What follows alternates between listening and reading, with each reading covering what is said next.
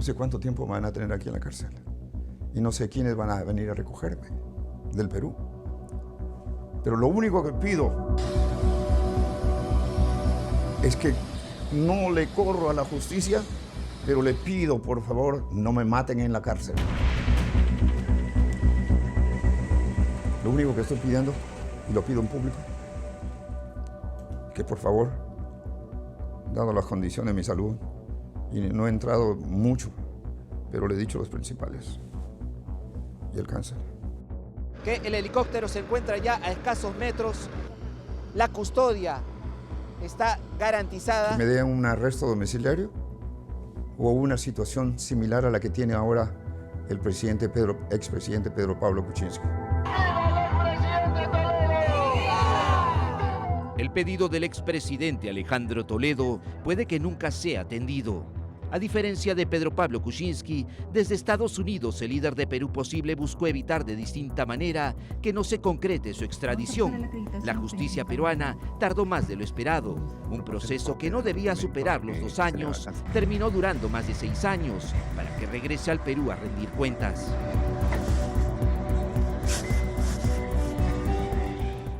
Y yo no me voy a escapar nunca, porque si lo haría, estoy admitiendo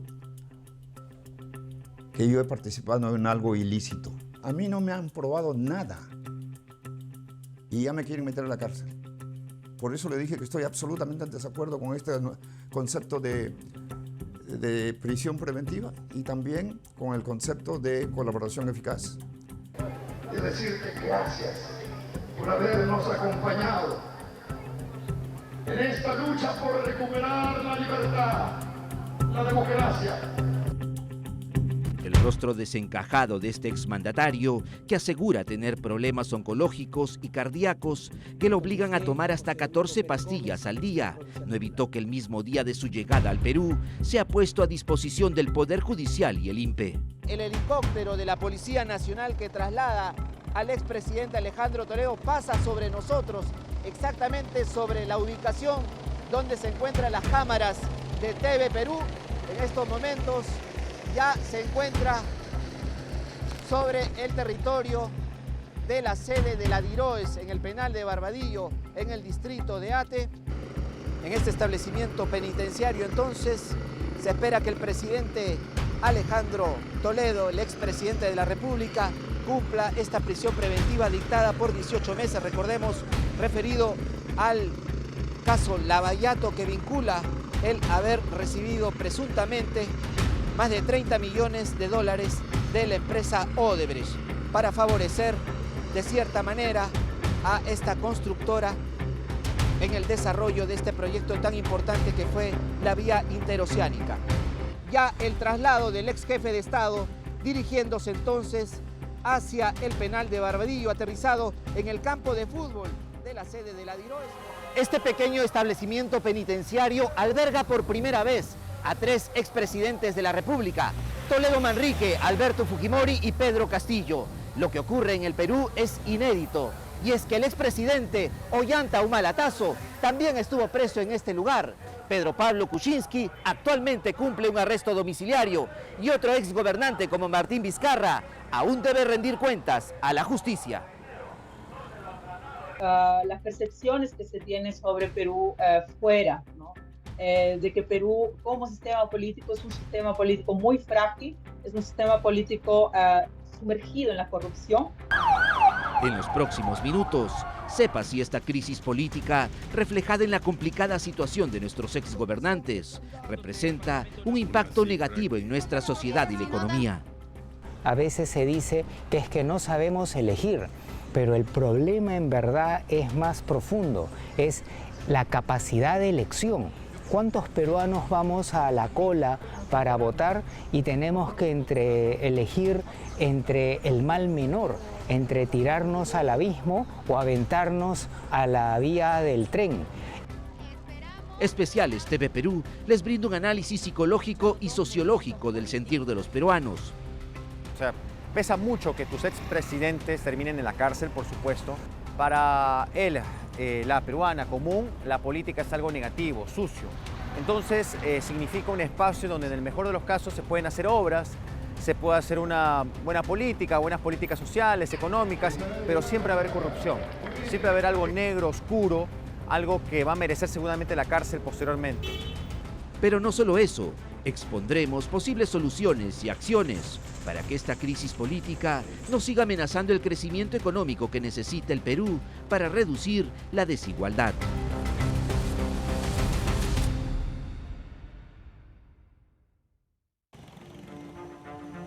A menos de 10 minutos en auto desde la ciudad de Iquitos, en la región Loreto, Especiales TV Perú llegó al distrito de Punchana, exactamente al asentamiento humano Alejandro Toledo, uno de los más pobres y olvidados de la provincia de Maynas. Su nombre es Toledo, pero nada ha hecho por su pueblo. Ni siquiera la calle la ha rellenado, la ha mandado a rellenar a la población, ¿no? Porque nada hasta el día de hoy. Ahorita no tenemos ningún recuerdo de Toledo porque nada de bueno ha hecho por el pueblo, al contrario, no se ha dejado fregar. Que se vino nomás y caminó y decía que sí, se va a levantar esto, va a ser grande, no sé si él iba a poner algún colegio, creo, para niños, internet, ¿no? Internet, creo era así, pues, por ahí. Y la gente aquí se alegraba, de verdad. Mira, pero no pasó nada. No pasó nada, hasta hoy día se encuentra en la cárcel.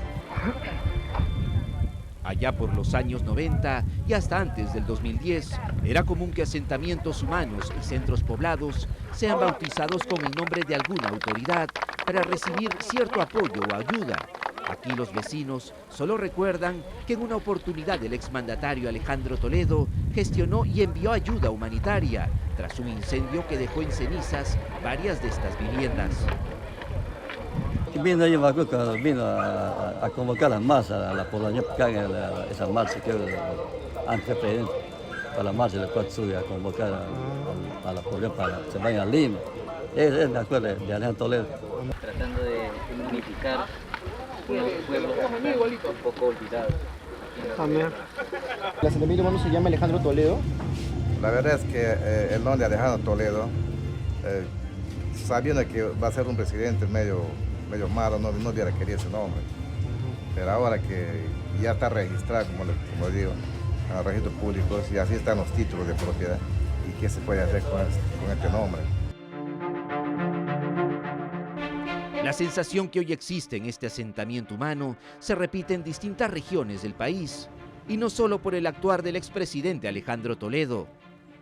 Exgobernantes como Alberto Fujimori, Alan García en determinado momento, Ollanta Humala, Pedro Pablo Kuczynski y el propio Pedro Castillo deben rendir cuentas a la justicia.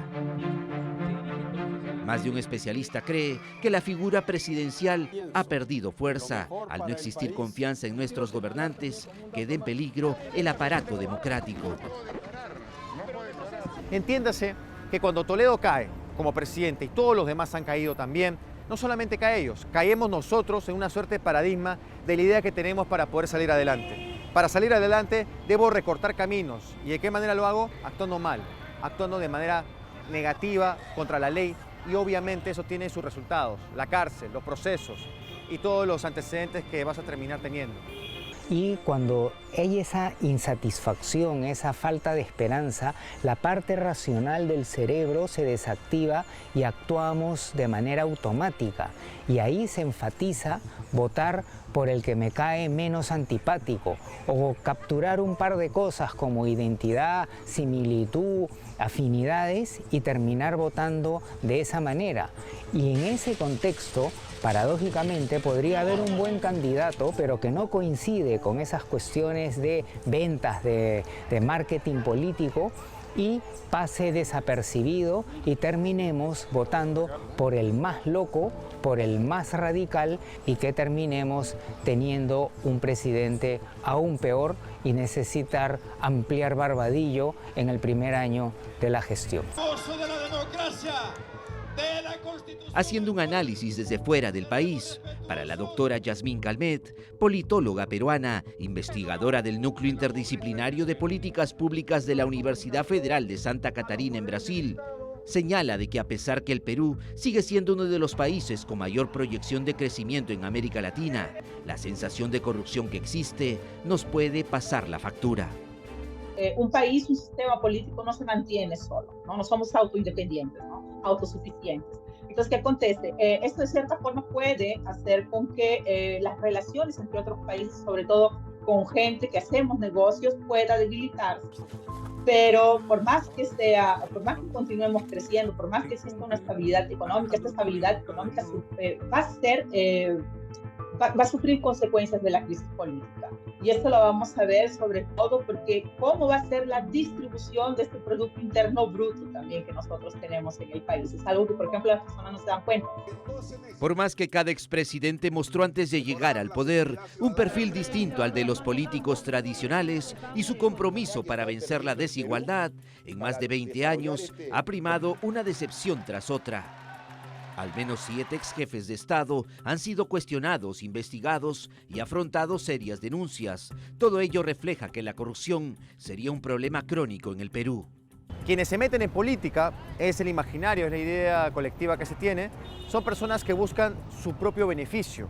Y esto es algo que viene arrastrándose históricamente. Entiéndase que cuando Toledo cae como presidente y todos los demás han caído también, no solamente caen ellos, caemos nosotros en una suerte de paradigma de la idea que tenemos para poder salir adelante. Para salir adelante debo recortar caminos. ¿Y de qué manera lo hago? Actuando mal, actuando de manera negativa contra la ley, y obviamente eso tiene sus resultados, la cárcel, los procesos y todos los antecedentes que vas a terminar teniendo.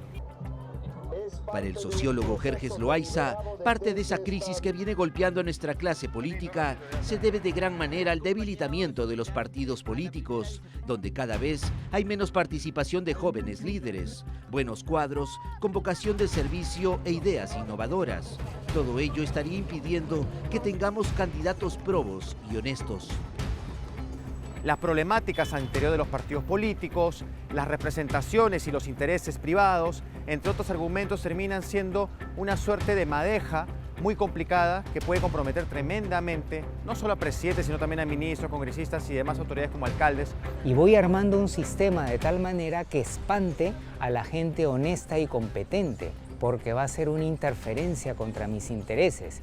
Entonces, puede haber gente de las características de PPK, de Fujimori, de Toledo y Castillo, honestas y las hay, pero dentro de esos grupos surge lo peor, lo más interesado, y terminamos viendo cómo después Barbadillo va a tener que hacer una cárcel del tamaño de Bukele con todos los que van a tener que entrar por ahí. Experimenta esta sensación de corrupción y nos coloca como uno de los países más corruptos en Sudamérica, por no decir en Latinoamérica, porque no solamente de una sensación de corrupción, sino una sensación de inestabilidad política con respecto al ámbito de la representación política, ¿no? Entonces esto también es muy peligroso.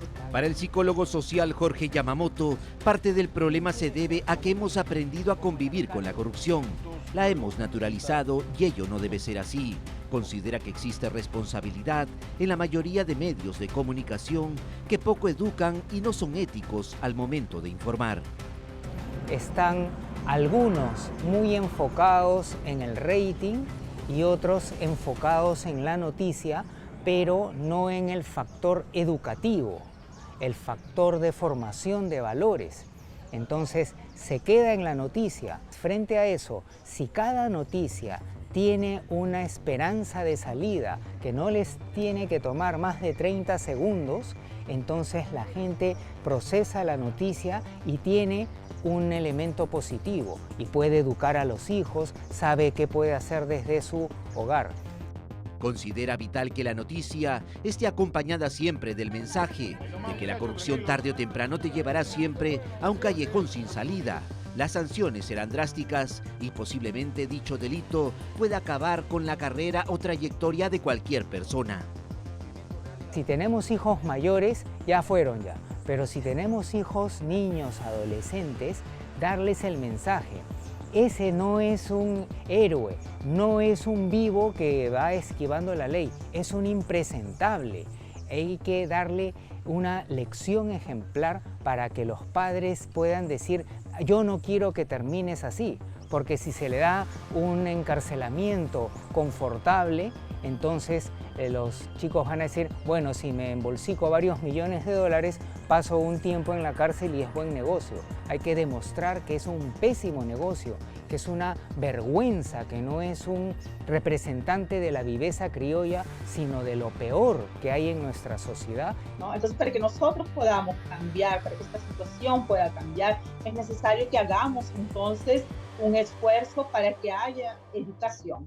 La educación es la base de todo. Los ciudadanos, no solamente de enseñarles a sumar, y a leer bien y a entender lo que están leyendo, que hagan un buen análisis sobre lo que están leyendo, sino también sobre qué significa el ser ciudadano y que existen entonces cuestiones de ética, responsabilidad y de respeto que tienen que ser manejados durante nuestro cotidiano, durante nuestro día a día. Efectivamente, los especialistas consultados coinciden en que el camino correcto, el más largo pero seguro, es la educación.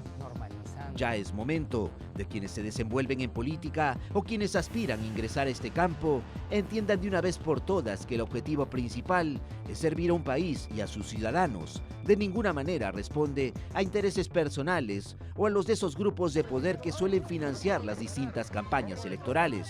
Tener siempre en claro que educando correctamente a nuestros futuros ciudadanos, podremos tener buenos políticos.